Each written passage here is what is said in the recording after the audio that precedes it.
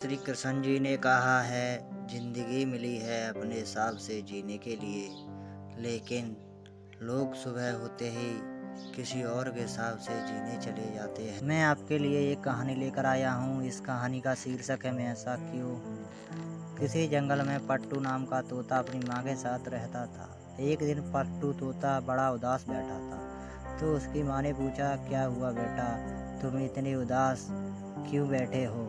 पट्टू तोते ने रोते हुए कहा, मैं अपनी इस अटपटी चोंच से नफरत करता हूँ। तो पट्टू की माँ ने उसको समझाते हुए कहा कि बेटा, तुम अपनी चोंच से इतनी नफरत क्यों करते हो, इतनी सुंदर तो है।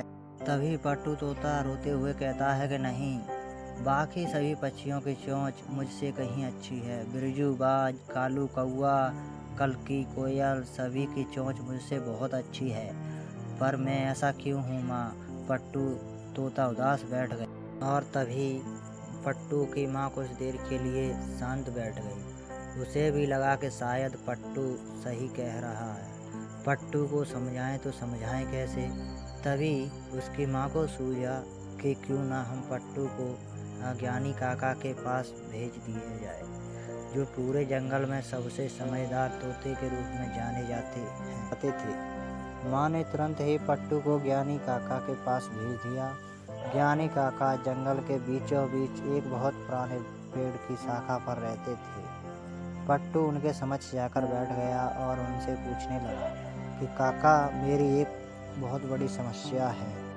काका बोले, प्यारे बच्चे, तुम्हें क्या दिक्कत है, बताओ मुझे।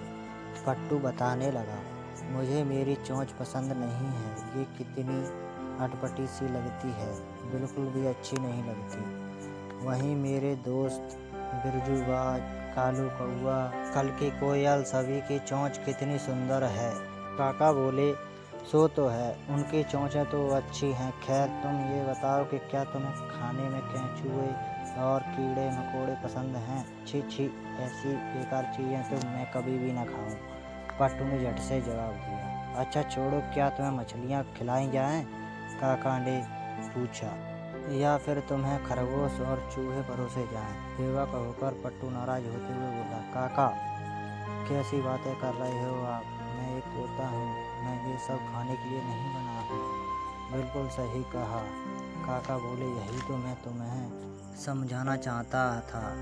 ईश्वर ने तुम्हें कुछ अलग तरीके से बनाया है। जो तुम पसंद करते हो वो तुम्हारे दोस्तों को पसंद नहीं आएगा, और जो तुम्हारे दोस्त पसंद करते हैं वो तुम्हें नहीं भाएगा।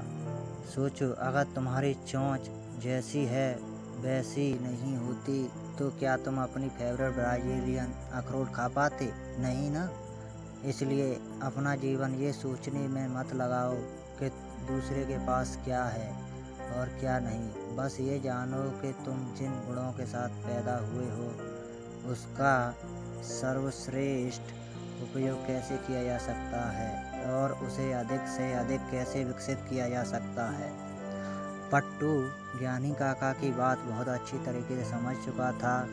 वह खुशी खुशी अपनी माँ के पास वापस घर लौट आया, और पट्टू तोते की तरह ही बहुत से लोग अक्सर अपने पॉजिटिव पॉइंट्स को काउंट करके खुश होने की बजाय दूसरों की योग्यताओं और उपलब्धियों को देखकर कंपैरिजन में लग जाते हैं। फ्रेंड्स, दूसरों को देखकर कुछ सीखना और कर गुजरने के लिए इंस्पायर होना तो ठीक है, पर बेकार के कंपैरिजन करके किसी से ईर्ष्या करना हमें डिसअपॉइंट ही कर सकता है।